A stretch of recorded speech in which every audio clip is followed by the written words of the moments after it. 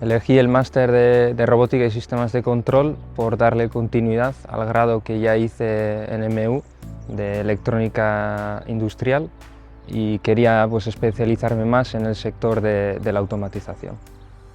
Lo que más valoro el máster es cómo aplicamos esos conocimientos teóricos a la práctica, tanto aquí en la escuela como con la oportunidad que tenemos también con trabajar en empresas.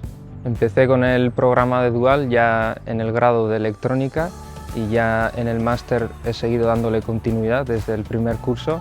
Actualmente estoy trabajando en la misma empresa que empecé, en Mondragón Assembly.